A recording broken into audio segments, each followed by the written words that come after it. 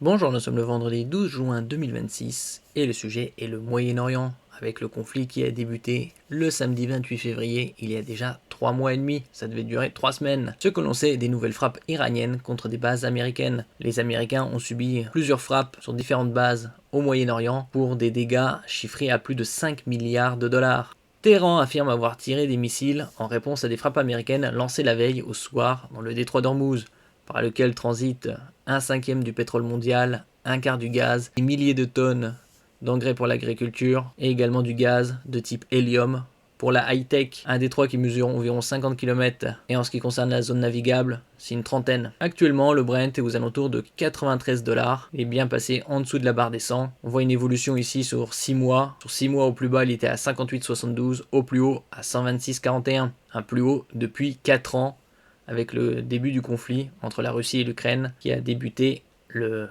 24 février 2022.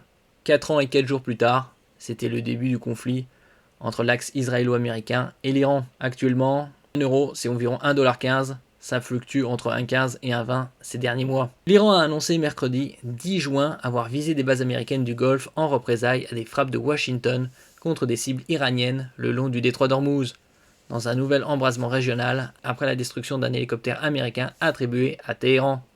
N'oubliez pas de vous abonner pour plus de news nationales, européennes et internationales sur ce monde dans lequel nous vivons. Et donc les Américains ont subi des dégâts importants, à plusieurs milliards de dollars. D'après les dernières nouvelles, c'est plus de 5 milliards, voire plus. Les États-Unis ont ciblé le détroit d'Ormuz. Mardi soir, l'armée américaine avait annoncé des frappes de précision contre des installations de défense aérienne, des postes de contrôle au sol et des sites de radar de surveillance iraniens, dans un communiqué du commandement central pour le Moyen-Orient, CENTCOM. Au tout début, en mars de cette année, Donald Trump avait annoncé que les défenses iraniennes étaient détruites à 90%, ce qui est loin d'être le cas. Aucun accord n'a encore été trouvé. Donald Trump avait exhorté les deux pays à cesser immédiatement les hostilités. Le chef de l'État américain cherche à sortir de ce conflit impopulaire aux États-Unis. Donald Trump, qui s'était vanté d'avoir arrêté 8 conflits dans le monde et qu'il méritait le prix Nobel de la paix. Il ne l'a pas reçu. Au début de cette année 2026, il a lancé une intervention au Venezuela, capturant le président Nicolás Maduro. Et quelques semaines plus tard, le 28 février, il a lancé une campagne, une excursion qui devait durer que quelques semaines contre l'Iran.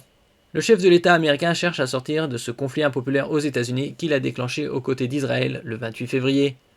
L'Iran exige que tout accord avec Washington pour mettre fin à la guerre au Moyen-Orient englobe la fin des hostilités sur le front libanais où s'affrontent depuis le 2 mars son allié libanais, le Hezbollah, et Israël. Donald Trump avait assuré mardi matin que la diplomatie américaine était dans les derniers efforts en vue de la conclusion d'un accord avec l'Iran pour mettre fin à la guerre au Moyen-Orient.